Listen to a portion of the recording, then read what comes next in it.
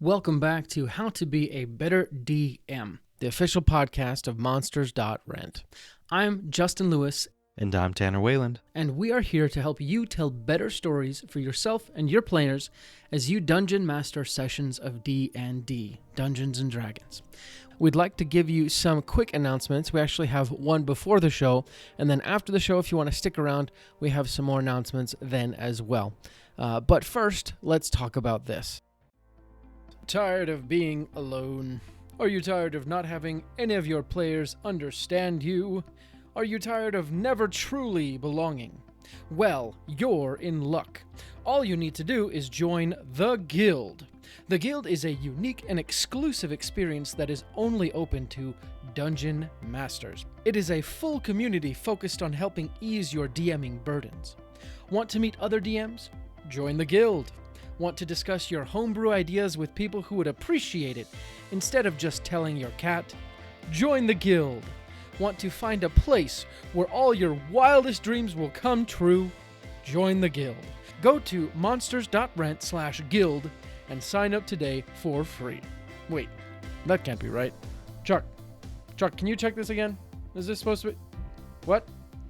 Oh, they're serious? It's free? Oh, okay. All right.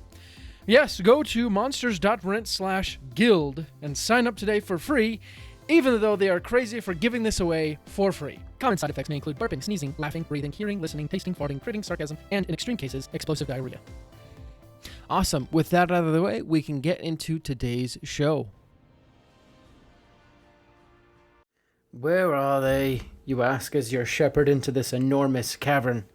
Wait, soon you will see, Gavrat responds. You've never liked dealing with the rat-like shifter. Even though most of his features are human, the rat-like features on his face are unsettling. Particularly the teeth that stick out under his rat nose. He guides you through the rocky outcroppings until you all see tremendous mushrooms starting to fill the back end of the cavern. We don't have time for this, Gavrat. Where is the patron and what kind of job is this? You ask impatiently. Don't worry, just ahead. You continue walking with Gavrat and walk deep into this grove of giant mushrooms. Suddenly, Gavrat stops. We are here! He smiles. You hear only silence, though. Gavrat, if you've led us here on a wild goose chase, I will skin you alive. Do not trouble the rat man. I am here, a strange voice says. I am the one you seek. You look around, but you see no speaker. Suddenly you see a large mushroom in front of you start to turn and move towards you. You notice arms and eyes. Suddenly a puff of spores emits from the myconid and hits you. And then you hear, I am the Himobotobor. I have a job for you. What would you like to do? Welcome back to How to Be a Better DM. I'm your host, Justin Lewis, and together, you and I will learn how to tell better stories as we DM sessions of Dungeons & Dragons 5e. As you may have noticed, lots of things are changing on the podcast, and I hope you like the changes. But if not, please let me know. You can actually go to our new Instagram, which is at How to Be a Better DM, and let us know. Now, being a DM isn't all fun and games. Well, technically it is, because actually it is just a game. But sometimes being a DM can be downright difficult. Fortunately, other times, being a DM is the greatest thing in the world. So let's get down to real talk. What are the best and worst things about being a DM? The best things about being a DM. Number 1, not having to rely on someone else to initiate D&D. In my experience, finding a DM that can keep up a campaign that is very long every single week can be difficult. Sometimes people just lose steam. The sucky part, though, is that you still want to play D&D. So being a DM means that you can always at least control having something prepared to play. You're the one who controls whether or not you play, at least in the fact of having something prepared. The hard part, though, is just finding people to play with you. Number 2, seeing the wonder in your players' eyes. There's something magical about creating a story and shepherding people through it. I can remember a few moments specifically. One of them was when one of my players in my current campaign was going through a haunted mansion and some undead guards were about to come fight the group. One of the players recognized the sigil on the guards and the nation that they came from. He started reciting the national oath of that country, and because it was such a cool moment, I had the undead guards join in, and instead of fighting the group, the undead guards just passed them by. My players all looked like those anime characters, with their big... We are asking you for some little bit of help. We are trying to get some new equipment for the show, specifically a mixer, so we can have 4 microphones connected to the same machine in the same room, so that way we don't have to do it over long distances and we can actually have cooler conversations. So if you are interested in helping us acquire this magnificent machine, you can actually go to patreon.com/betterdm, sign up and become a Patreon, or just give us a donation. Even $5 helps. I think the machine we're looking at is just around $200. So if you can help us reach that goal, maybe we'll do something extremely special, but it would just go so far in helping us give you better content, create awesome stories with you. Again, that's patreon.com/betterdm. Big shiny eyes when something amazing happens. It was awesome. And being able to help create that is something special. Number 3 is walking through my ideas. As a DM, when you come up with a cool idea, you can actually play through it. I remember as a player, I would always think of these cool things and I'd never be able to see them actually come to fruition. But as a DM, I can actually put that stuff in.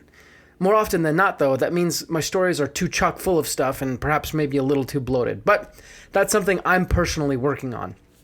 I don't have, a little black book of cool ideas that I'll have but never get to use. Instead, I get to implement what I want to actually try. Number 4 is knowing the story. One of the best and kind of the worst parts of being a DM is knowing where the story ends. I get to know what's coming up and what my characters will face. Sometimes I have a terrible poker face, and this is just really hard for me to kind of hide what they're going to see. But other times, I get to hide behind an impassive face as something really cool or really terrible happens. One of my characters was just bitten by a werewolf, actually, and I got to watch as my players slowly came to the realization that the curse of lycanthropy was transferred to this player, and now they're trying to figure out how to deal with it. Number 5 is lots of talking. As a player, I often worry that I might be taking away the limelight, you could say, or hogging all of the player spotlights. And surprising, I know, right? Like, who would have thought that someone who creates a podcast talks too much? It's bizarre. But seriously, as a DM, though, I don't have to worry about this. The game doesn't function unless I say stuff. It also doesn't function unless my players say stuff. So it kind of has to have a natural balance of talking and then listening. So that's one nice thing as a DM, is you don't really have to worry that you're talking too much. Because if you're not talking enough, it's blatantly obvious. Now, let's talk about some of the worst things about being a DM, because not everything is milk and cookies. Sometimes it's just downright hard. Number 1, knowing everything. One of the worst, absolute worst things about being a DM is that you have to know everything. Or at least you have to know where to find it in the fastest way possible. If you don't, it's not a big deal, but you have to think on your feet, give some sort of answer that satisfies the question that was naturally posed to you by someone in the group. And if you don't give satisfying answers, then your group will likely be less and less inclined to play games with you. Number 2 is dealing with that one player. I also hate having to deal with that one player. It's hard for every DM. That one player can take many forms. Sometimes it's a couple players who are just too talkative and not really taking it seriously. Sometimes it's dealing with that belligerent player who wants everything their way. Sometimes it's dealing with your wife who wants you to let her apply sneak attack damage even though she didn't hide on her previous turn. I'm not naming names, Michaela, but if you're listening to this, I'm talking about you. I'm just kidding. I love my wife. But seriously, you have to know how to deal with an uncooperative group, and that is very hard. Number 3 is being the Energizer Bunny. Oftentimes, we play D&D at night. And as the DM, you are the metronome for the group, meaning if you have low energy, then the group will likely be low energy. And since we often play at night, that kind of gets difficult and tiring at the end of a long day. And if your group isn't even helping you and trying to be energetic, then it can feel like an uphill battle. Number 4, doing the homework. Though it can be fun, you do have to do the homework and be prepared to tell the story. That can get difficult when you've got an otherwise chock-full schedule of everything else in your life because, let's face it, D&D is a hobby and not your profession. which means you do not get paid to do this, rather you pay to do this. Despite some of these worst things, being a DM is still worth it. I challenge each and every one of you to try it if you're not and you haven't already. See what you think. Thank you guys so much for listening to today's show. Stay tuned after to hear some announcements, but we'll be back next week for another episode. Until then, let's roll initiative. Thank you for listening to today's show. We really appreciate your support and your patronage. We have a few more announcements to go over. First, did you ever fall in love with the library as a kid? It was a place where you could experience 1,000 stories without having to buy 1,000 books. That is what Monsters.rent can do for your D&D campaign. You can rent and swap out as many quality miniature monsters and creatures for your D&D party as you could ever want, without having to buy them. You can rescue villagers from a kobold camp, or lead your party through the fighting forest, or many more adventures. We're coming out with new bundles all the time. Just sign up for our subscription to get access to your own personal library of minis. Go to monsters.rent to find out more. That's the website. Monsters, with an S, .rent. Get your library pass to a world of minis today. we also wanted to let you know that today's episode is sponsored by Stardust and Dragons. I'm going to let one of the cast of Stardust and Dragons, Christian Hatcher, and his crew tell you a little bit more about it. This August, a new adventure podcast is coming to a platform near you, filled with action. Shoot one of the two of them. We can't keep taking hits like that. Drama. Everything that she's been doing, everything she's going to do, finally sets in. And Stardust. Help! Help! Someone, please!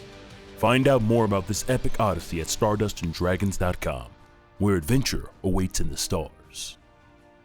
That's all the announcements we have today. Again, thank you so much for everything you do for us. You make this show possible. Like we said before, we'll be back next week with another great episode, and until then, let's go ahead and roll initiative.